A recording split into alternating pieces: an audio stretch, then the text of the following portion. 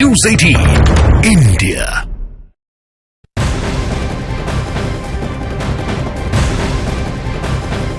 और अब इस वक्त की एक और ब्रेकिंग न्यूज आपको दे दें। राहुल गांधी की न्याय यात्रा के अमेठी पहुंचने से पहले समाजवादी पार्टी के अध्यक्ष अखिलेश यादव ने साफ कर दिया है कि वो राहुल गांधी की न्याय यात्रा में शामिल नहीं होंगे। अखिलेश यादव ने साफ कहा है कि अभी कांग्रेस के साथ उनकी बातचीत चल रही है। सीटों के बंटवारे के लिए सूचियों का आदान प्रदान हुआ है और जब सीटों का बंटवारा हो जाएगा उसके बाद समाजवादी पार्टी कांग्रेस की न्याय यात्रा में शामिल हो जाएगी। अखिलेश यादव ने यह साफ कर दिया है क्योंकि राहुल गांधी की न्याय यात्रा आज अमेठी में है, लेकिन अखिलेश उसमें पहुंचेंगे या नहीं इस पर संशय बरकरार था, जिस पर अब अखिलेश यादव ने खुलकर बात कह दी है।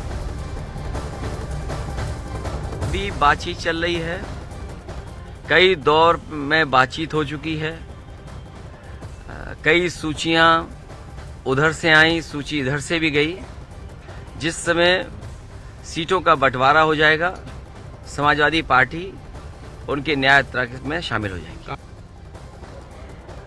तो आज अमेठी का सियासी पारा बहुत हाई है क्योंकि एक तरफ जहां कांग्रेस सांसद राहुल गांधी अपनी भारत जोड़ो न्याय यात्रा लेकर अमेठी पहुंच रहे हैं, तो दूसरी तरफ केंद्रीय मंत्री स्मृति ईरानी की जन संवाद विकास यात्रा शुरू हो रही है। ऐसे में आपको बताते हैं कि आखिर आज जो है वो वहां पर क्या कुछ खास होने वाला है। देखिए, राहुल गांधी पहुंच रहे अमेठी भारत जोड़ो न्याय यात्रा के लिए। दूसरी तरफ स्मृति ईरानी की बात करें, जन संवाद विकास यात्रा के लिए पहुंच रहे हैं। अखिलेश यादव बात करें तो अमेठी से उन्होंने दूरी बनाई हुई है। ऐसे में एक ही दिन राहुल गांधी, प्रियंका, स्मृति ईरानी की अमेठी में मौजूदगी से दोनों ही दलों के समर्थकों का उत्साह जो है वो काफी चरम पर है। अमेठी में सियासी सोमवार आपको बता रहे कि आखिर किस तरीके से है और जाहिर सी बात है कि जब दोनों ही पहुंच रहे हैं तो एक दूसरे के ऊपर वार पलटवार किया जाएगा। दो तस्वीरें आपके सामने हैं। राहुल गांधी का इंतजार किया जा रहा है। राहुल गांधी की न्याय यात्रा जो है वो पहुंच रही है अमेठी। हालांकि पहले ये जानकारी थी कि अखिलेश यादव हो सकता है कि शामिल होंगे, लेकिन अखिलेश यादव ने क्लियर कर दिया है कि देखिए अभी जो है बातचीत चल रही है, बातचीत के बाद हम न्याय यात्रा में शामिल होंगे या नहीं होंगे इस पर डिस्कशन किया जाएगा। लेकिन अखिलेश यादव पहले भी नाराजगी जता चुके हैं कि कोई बड़ा कार्यक्रम किया जाता है लेकिन बावजूद इसके हमें निमंत्रण नहीं दिया जाता। और इसी खबर पर और ज्यादा जानकारी के साथ अमेठी से न्यूज 18 इंडिया के हमारे सहयोगी पप्पू पांडे लाइव जुड़ रहे हैं, सीधे उनका रुख करते हैं। पप्पू पांडे, हमें ये बताइए कि अखिलेश यादव ने तो साफ कर दिया है कि जब तक सीटों का बंटवारा तय नहीं होगा, जब तक उस पर बात नहीं बनेगी, वो न्याय यात्रा में शामिल नहीं होंगे। कांग्रेस की तरफ से क्या कोई प्रतिक्रिया आई है इस पर?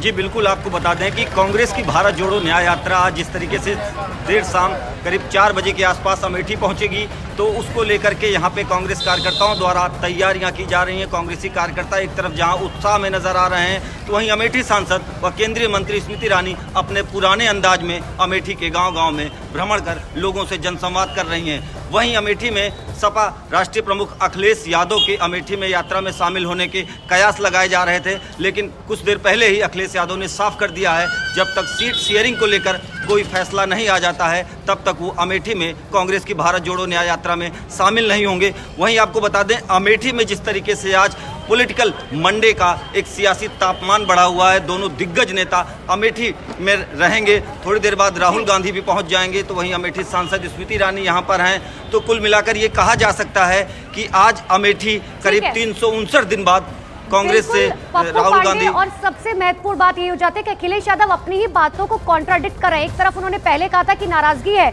इस बात की कि बुलाया नहीं जाता, लेकिन अब जब बुलाया गया तो पहुंचे नहीं।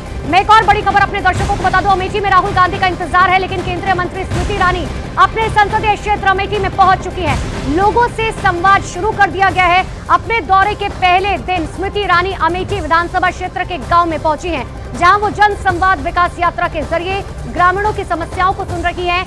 आज स्मृति ईरानी 9 से ज्यादा कार्यक्रमों में हिस्सा लेंगी।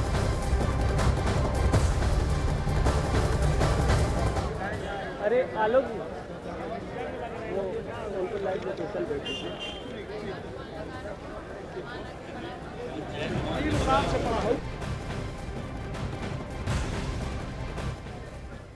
तो ये तस्वीरें आपको दिखा रहे हैं, स्मृति ईरानी पहुंच चुकी है अमेठी, जहां पर उनके तमाम कार्यक्रम है। गांव में जाकर लोगों से मुलाकात लगातार वो कर रही हैं और अमेठी को लेकर पहले ही स्मृति ईरानी एक बात क्लियर कह चुकी हैं कि देखिए, जनता से संवाद करना मेरे लिए बहुत ज्यादा जरूरी है, क्योंकि जिस तरीके से कांग्रेस के राज में सिर्फ यही हुआ कि परिवारवाद चलता रहा, अब मैं जमीनी स्तर पर जाकर लोगों से लोगों की समस्याएं सुनूंगी और उन्हें समझूंगी।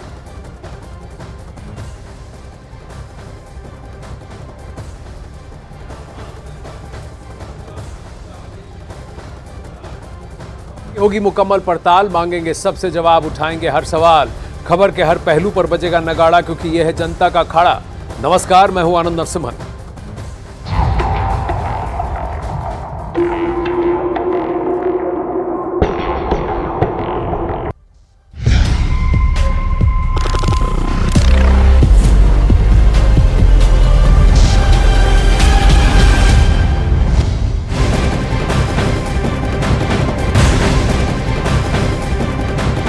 अखाड़ा की शुरुआत आज बंगाल और संदेशखाली से जुड़ी हुई खबरों से, जहां राष्ट्रीय महिला आयोग की अध्यक्ष रेखा शर्मा जी संदेशखाली पहुंच चुकी हैं। जानकारी के मुताबिक रेखा शर्मा पश्चिम बंगाल के मुख्य सचिव और डीजीपी के साथ बैठक भी करेंगी।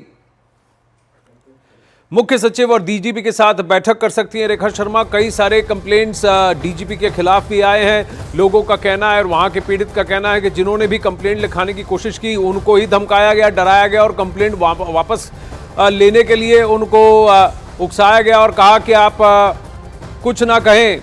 और बीजेपी का ये आरोप लगता रहा है कि उन्हें संदेशखाली जाने नहीं दिया गया। बता दें कि सुंदरबन इलाके में ये एक टापू इलाका है जो कि बांग्लादेश के बॉर्डर से बहुत करीब है।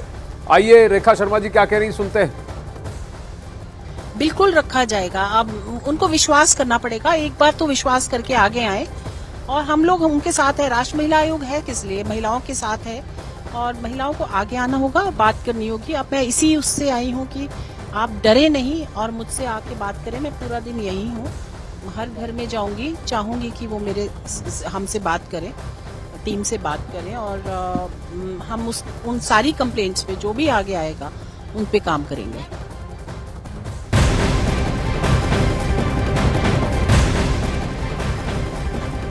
अब वहीं बंगाल सरकार संदेशखाली पर उचित कार्रवाई करने का दावा भी कर रही है। बंगाल सरकार का कहना है कि वहां जो कुछ भी घटा है उसकी रिपोर्ट लिखाई गई है, अरेस्ट हुए हैं, एफआईआर दर्ज कराए गए।